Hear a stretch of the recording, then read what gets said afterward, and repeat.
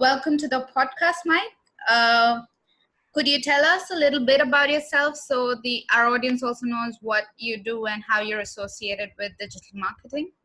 Sure. My name is Mike Zima. I'm a remote work entrepreneur. I work completely online from Majorca, Spain, which is an island in the Mediterranean. And I manage a digital marketing agency with an entirely remote team with a partner that I haven't met in person yet. That's great. Wow. The world is actually becoming small when it comes to marketing. Absolutely. That is so true. And since, I don't know, is the holiday season a big deal when it comes to the European market, or it's still too American? Well, we have clients all over the world. We predominantly have English-speaking clients, and everyone is in a hurry to get their ads out and their products out at the end of the year. It's supposed to be the biggest quarter for everybody. True. And so have you run any holiday campaigns for your clients?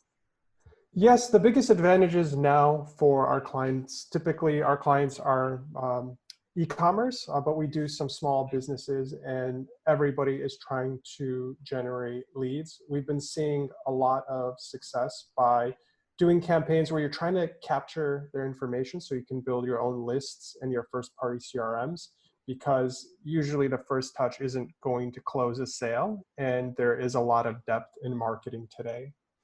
True. And so how do you differentiate the different offers that your clients give, since e-commerce is a highly competitive market? Well, with e-commerce, the offer is really up to you. You're going to have to promote it through advertising. The differentiation is which of the features you're taking advantage of this holiday season. So for Google Ads, for instance, you can do shopping ads on YouTube, or you can use some of the dynamic ad builders, which can give you thousands of different custom ad variations. And the platforms such as Google and Facebook are giving us more options to really take advantage of. They're very new, so it's always best to adopt the best and newest features from advertising platforms, so you can really push it a little further, because your competitors might not take on this sort of feature right away, or they might overlook it, and that just gives you that little extra edge you might need. Okay, that's great. And I've always seen that there might be a little seasonal rise in the cost per click that you see when you run Google Ads or something. So have you also observed that during the holiday season? Of course. Marketing and advertising, there's a lot of components to what we do as marketers, but with advertising, when you send an ad, there's only so much inventory available. And that also, when you're getting an Uber, there's surge pricing because there's a lot of people trying to get into an Uber because it's snowing. The same sort of economics apply in advertising. And depending on your industries, it can be even more severe because you're trying to compete for that share of voice. And it's common knowledge. You can get burned if you don't have a budget set aside, for instance, for advertising. That's a big one. If you're doing holiday spending, you should have a budget and be comfortable knowing that you're trying to drive results to your store. True. And have you also run holiday campaigns for industries other than e-commerce?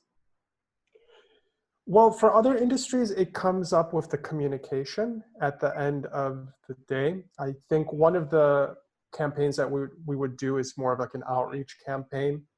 So for instance, if you're an organization and you want to connect with your community and connect deeper with some of your potential clients, scholarships, doing some sort of corporate sponsored events that benefit some sort of a foundation or organization, and actually giving yourself another face to the company, because when you look at a company, any company, they're all trying to promote themselves. That's just how it works with business. But when you actually step out of the business suit per se, and you step in as some sort of a passion, some sort of a motivator to not only connect with your colleagues and your organization, but also connect much more deeply with people that are passionate about similar issues. True. That is so true. And thank you for answering these questions. And I'm sure you've given us even more insights, even more detailed insights in the ebook that you're collaborating with us on. Mm-hmm. Yep. I hope you had a good time. Yeah, no, this was fun. Yep. Thank you.